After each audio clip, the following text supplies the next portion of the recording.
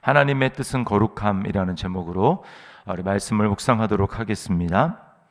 1절 말씀에 보니까 그러므로 형제들아 우리가 끝으로 주 예수 안에서 너희에게 구하고 권면하노니 너희가 마땅히 어떻게 행하며 하나님을 기쁘시게 할 수 있는지를 우리에게 배웠으니 곧 너희가 행하는 바라 더욱 많이 힘쓰라, 이렇게 이야기를 합니다. 여기 특별히 하나님을 기쁘시게 할 수 있는지를 이렇게 이야기를 합니다. 이게 바로 성도의 삶의 목적입니다. 성도의 삶의 목적, 우리 삶의 목적은 무엇입니까? 하나님을 기쁘시게 하는 것입니다. 이전에 우리는 어떤 삶을 살았습니까? 나를 기쁘게 하는 삶을 살았어요. 나의 영광을 구하는 삶이었고 나를 위해서 살아가는 삶이었습니다. 그렇게 사는 것이 정말 진정한 행복이 있는 삶이라고 생각하고 그렇게 살았는데, 그렇게 산 결과가 어땠습니까? 공허하고 허무한 삶이었습니다. 채워지지 않는 삶이었어요. 그럴 수밖에 없는 것이, 나를 위해서 사는 삶의 결국은 썩어지는 이 세상에서 무엇인가를 이루려는 삶이기 때문입니다. 이 세상은 나에게 만족과 행복을 절대 줄 수 없어요. 인간은 그렇게 창조된 존재가 아니기 때문입니다. 인간은 영원을 위해서 살도록 지음받았고 또 그렇게 살도록 만들어졌는데, 내가 나를 위해서 나를 기쁘시게 하고 또 나의 영광을 위해서 구하는 그러한 삶은 이 세상에 유한한 그 삶을 추구하는 그러한 삶이기 때문에 만족이 있을 수가 없습니다. 인간은 창조된 존재고 하나님의 목적을 위해서 창조된 존재예요. 하나님이 우리를 어떻게 만드셨습니까? 무슨 목적으로 만드셨습니까? 이 백성은 내가 나를 위하여 창조하였나니 나의 찬송을 부르게 함이라, 이렇게 말씀합니다. 하나님을 예배하고 하나님을 찬송하고, 즉 하나님 창조주이신 하나님과 연결되어서 하나님과 교제하며 하나님과 동행하며 살아가도록 그렇게 지음을 받았어요. 여러분, 이 일이 가능하도록 한 것이 바로 예수 그리스도의 십자가입니다. 십자가는 무엇입니까? 나를 위해 살던 삶을 이제 청산하고 거기서 돌이켜 나를 위해서 죽으신 예수 그리스도를 위해서 사는 삶, 그것이 바로 십자가입니다. 나를 위해서 살던 삶에서 내가 죽고 이제 그리스도와 함께 사는 새로운 삶으로 부르심을 받은 것, 이것이 바로 성도의 삶이죠. 갈라디아서 2장 20절 말씀, 우리가 잘 아는 말씀에 내가 그리스도와 함께 십자가에 못 박혔나니 그런즉 이제는 내가 사는 것이 아니요 오직 내 안에 그리스도께서 사시는 것이라. 이제 내가 사는 것은 나를 위하여 자기 자신을 버리신 그리스도를 믿는 믿음 안에서 사는 것이다 라고 말씀을 합니다. 이제 내가 예수님을 믿었다라는 것은 예수님과 함께 내가 이전에 살던 삶에서 죽고 이제 그리스도와 함께 부활함으로 이제 그리스도와 함께 그리스도의 영광을 위하여 하나님의 영광을 위해서 살아가는 삶입니다.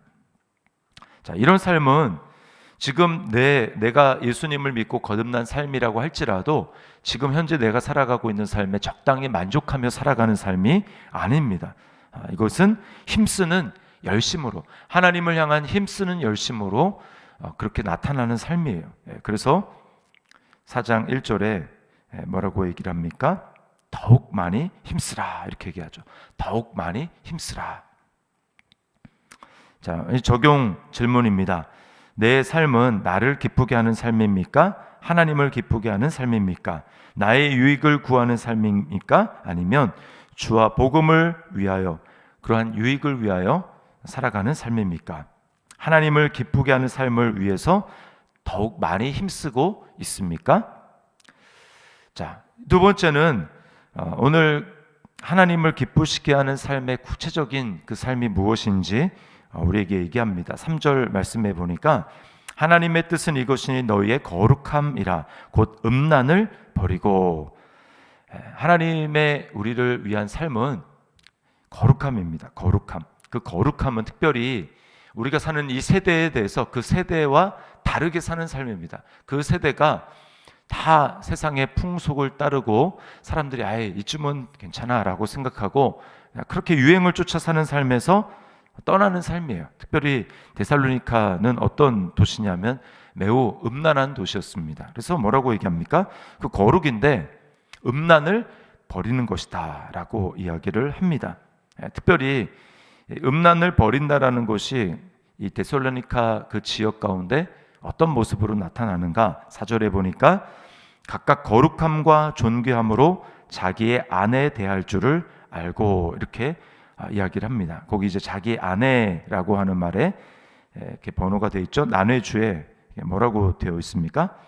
자기 몸을 절제할 줄 알고, 거기 자기라고 되어 있는 것이 자기 아내라고 되어 있는 것에 자기 몸이라고 원어는 그렇게 되어 있어요. 자기 몸. 그러니까 이것은 아내에만 해당되는 것이 아니라 아내 입장에서 남편에게도 해당이 되는 문제입니다. 자, 하나님이 결혼 제도로 세우신 그 가정을 세우신 것은 남자는 한 여인의 남편으로 여자는 한 남자의 아내로 부르셔서 둘이 하나가 되게 하셨습니다. 둘이 한 몸이 될지라 연합하도록 한 것이요. 따라서 결혼은 이제 자기 자신만을 위해서 살아가는 삶이 아니라 서로 자기 몸을 절제하는 것입니다. 내가 나 혼자 살 때 나의 기쁨을 위해서 살던 삶을 절제하고 이제 하나됨을 위해서 살아가는 것이죠. 그리스도인은 결혼 제도 안에서 주님을 섬기도록 부름을 받은 사람입니다.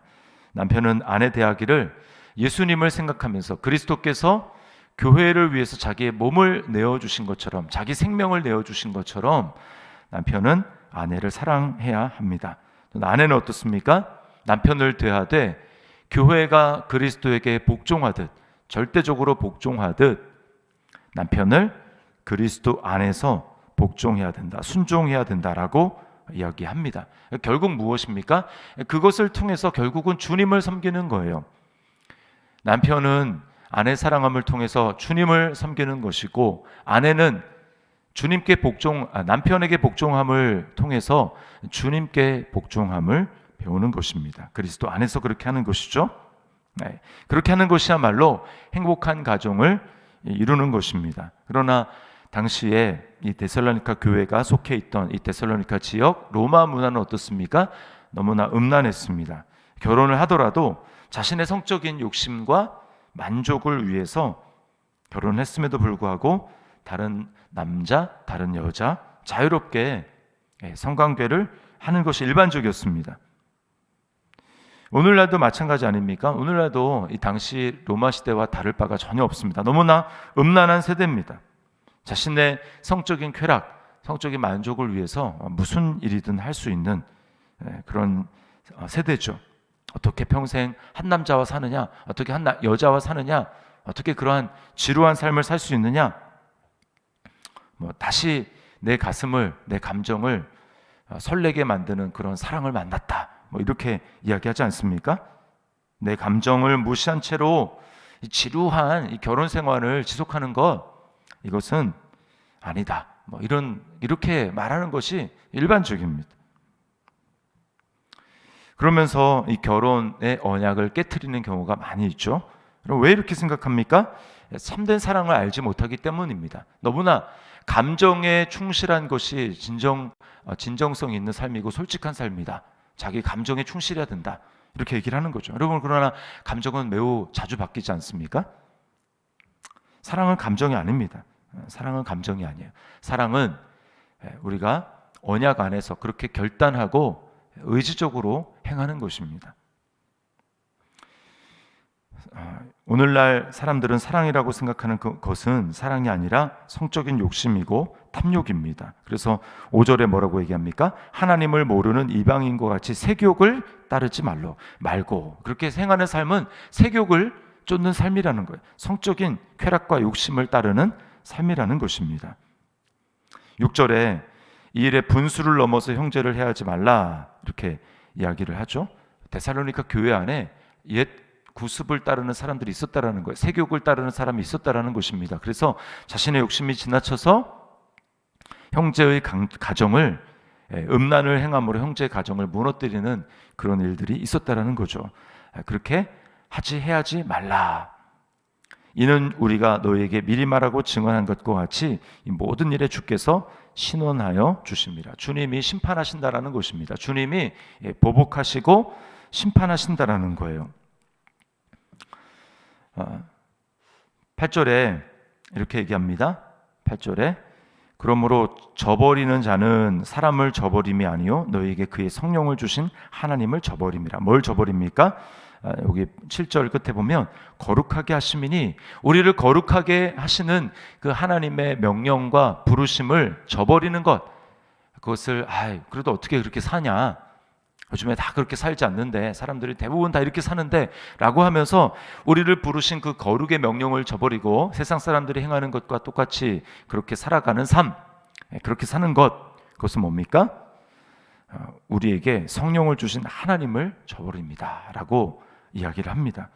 여러분, 우리가 하나님을 저버리는 삶에서 구원받았는데 하나님을 저버리는 삶에서, 거룩하지 않는 삶에서 돌이켜서 우리가 거룩한 삶을 살기 위해서 그렇게 우리가 부르심을 받았는데 그렇게 살지 않는다? 여러분, 그 사람은 계속해서 그렇게 거부함을 살아간다? 그 사람은 결국 하나님의 나라를 유업으로 받지 못하는 것입니다. 고린도전서 6장 9절과 10절에 뭐라고 얘기합니까? 음행하는 자들과, 쭉쭉쭉 나오죠. 우상 숭배하는 자들 쭉 나오면서 끝에 뭐라고 합니까? 이러한 자들은 하나님의 나라를 유업으로 받지 못하리라. 우리가 거룩한 삶, 어쩌다 우리가 죄를 지을 수 있죠. 그러나 우리 안에 계신 성령님은 우리를 죄에서부터 돌이키게 하시고 거룩하게 하시는 성령님이기 때문에, 우리 안에 정말 성령님이 계신다면 우리는 돌이키는 것입니다. 잠깐 죄의 유혹 가운데 넘어질 수 있어요. 그러나 우리 안에 성령님은 우리로 하여금 불편하게 하고 결국은 돌이키게 하는 것입니다. 죄 가운데 계속 머물러 있다, 그리고 하나님의 명령을 저버린다, 거룩의 명령을 저버린다, 결국 그 끝은 하나님의 나라를 유업으로 받지 못하는 삶인 것입니다. 자, 적용 질문입니다. 배우자를 사랑하는 것과 성적인 거룩함을 지키는 것에 대해서 하나님의 명령을 따르고 있습니까? 아니면 세상의 기준을 따르고 있습니까? 남편으로서 아내를 사랑하기 위해서 돌이켜야 할 것은 무엇입니까? 또 아내로서 남편에게 복종하기 위해서 해야 할 일은 무엇입니까? 오늘 우리에게 거룩함을 요구하시는, 거룩함을 위해서 우리를 부르셨다는 그 주님의 말씀을 기억하면서 오늘 하루를 하나님 앞에 거룩함으로 우리 삶을 드리는 저와 여러분의 삶이 될 수 있기를 주님의 이름으로 축원합니다.